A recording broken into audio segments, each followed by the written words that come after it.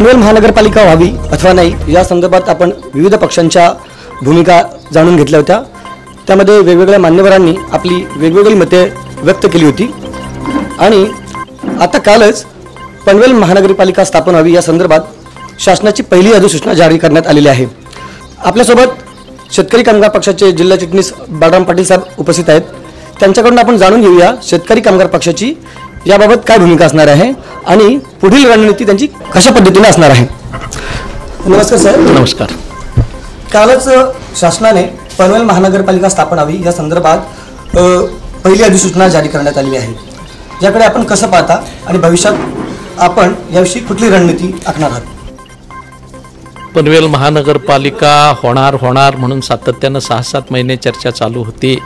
मध्यंतरीच्या काळात golden group Panvel यांच्या वतीनं जे पनवेलला नाट्यगृहामध्ये परिषद ठेवलेली होती त्याच्यामध्ये आम्ही पक्षाची भूमिका विस्तारानं मांडलेली होती।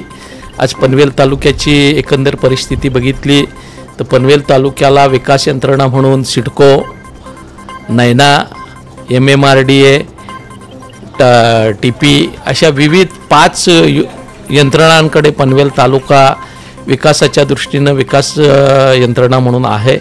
तर आमची पक्ष म्हणून भूमिका होती की पनवेल तालुक्याची संपूर्णपणानं एक महानगरपालिका स्थापन करावी जेणेकरून पनवेल तालुक्याचा सर्वांगीण विकास होण्याच्या दृष्टीनं ते उपयुक्त होईल। 5-5, 6-6 यंत्रणांचं जे आधिपत्य आहे किंवा प्रत्येक एजन्सीकडे वेगळ्या पद्धतीनं जावं लागतं ती परिस्थिती पनवेल तालुक्याच्या नागरिकांवर येणार नाही।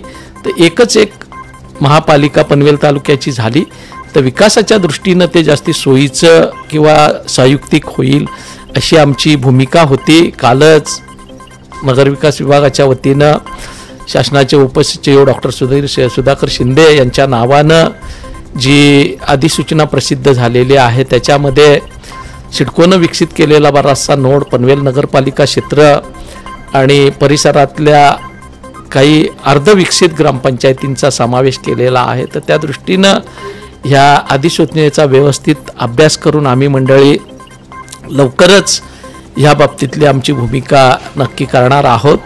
पण आमची जी भूमिका होती की पनवेल तालुक्याची संपूर्णपणानं एकच महापालिका व्हावी, ती पनवेल तालुक्यातल्या कुणाही नागरिकाला कुठल्याही आपल्या कामाच्या संदर्भात 17 ठिकाणी खेटे घालावे लागू नयेत, एकाच ठिकाणी गेल्यानंतर त्याची कामं व्हावीत ह्या भावनेतून होती आणि आम्ही त्या संदर्भात कार्यकर्त्यांबरोबर चर्चा करून आमचा निर्णय लवकरच घेणार आहोत।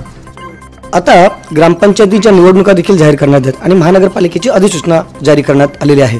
मग लोकांना याचा दुहेरी त्रास होणार आहे, याविषयी आपली काय भूमिका असणार आहे? निश्चितपणानं 10 तारखेपर्यंत तालुक्यातल्या 13 ग्रामपंचायतींच्या प्रभाग निश्चितीचं निकाल झालेला आहे आणि तदनंतर ह्या विभागांच्या प्रभागांच्या वार्डांच्या याद्या तयार करण्याचं काम हे चालू केलेलं होतं।